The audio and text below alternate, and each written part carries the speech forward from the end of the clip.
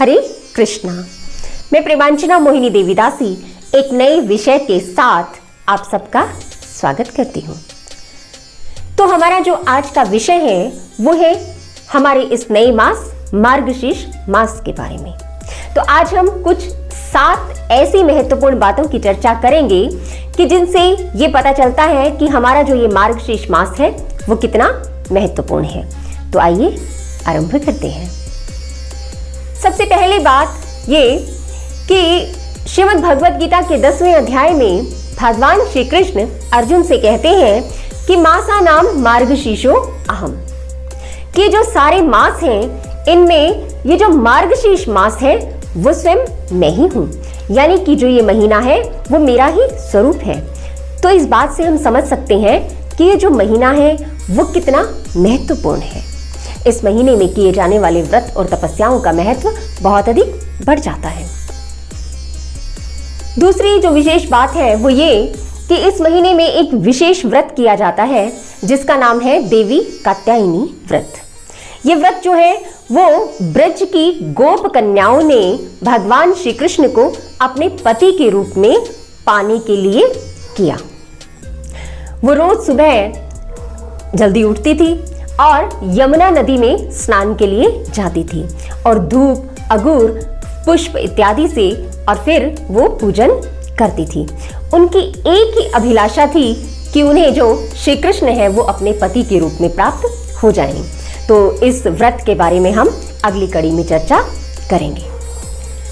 तीसरी जो महत्वपूर्ण बात है वो है मार्गशीर्ष अमावस्या के बारे में। तो जो ये मार्गशीर्ष अमावस्या है, इस अमावस्या का महत्व कार्तिक अमावस्या से भी अधिक बताया गया है। इस अमावस्या को देवी लक्ष्मी की विशेष पूजा की जाती है और जो ये अमावस्या है इस दिन पितरों का विशेष पूजन किया जाता है। ऐसा कहा जाता है कि यदि किसी को कोई पितृदोष हो तो इस दिन पितरों का पूजन करने से वो पितृदोष समाप्त हो जाता है।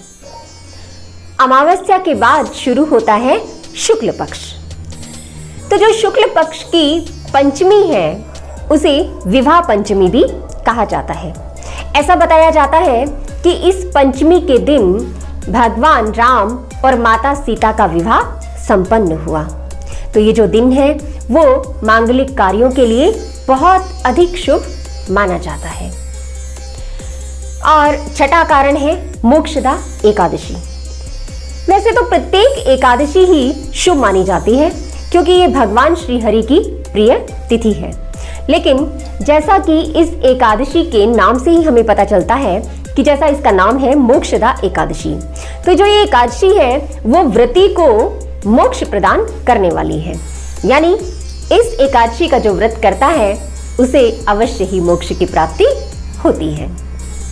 और एक बात जो विशेष है, जो इस एकादशी को और भी अधिक विशेष बनाती है, वो है कि इस दिन, इसी एकादशी के दिन श्री भगवान ने अर्जुन को श्रीमद् भगवद गीता का उपदेश प्रदान किया।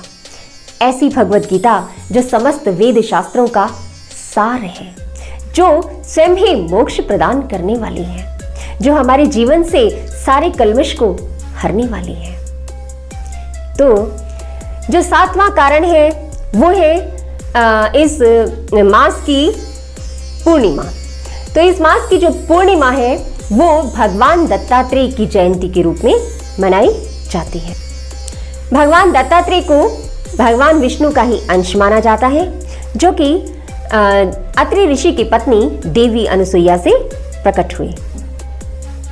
तो इस प्रकार ये थी कुछ 7 ऐसी बातें जो हमें बताती हैं कि ये जो मार्गशीर्ष मास है वो कितना महत्वपूर्ण है। तो जो आने वाली कड़ियां हैं उनमें हम चर्चा करेंगे कि देवी कात्यायनी व्रत क्या है और इसे किस प्रकार से संपन्न किया जाता है, और श्रीमद् भगवद गीता के बारे में विशेष रूप से चर्चा करने का प्रयास करेंगे। आप सबसे निवेदन है कि यदि आपको ये जानकारी अच्छी लगी हो तो आप लाइक व शेयर अवश्य कीजिए और इस चैनल को भी सब्सक्राइब कीजिए ताकि हमारे आने वाले वीडियो आप सब तक सबसे पहले पहुंच सकें। तो मिलते हैं अगली कड़ियों में। किसी नई जानकारी के साथ। हरे कृष्णा।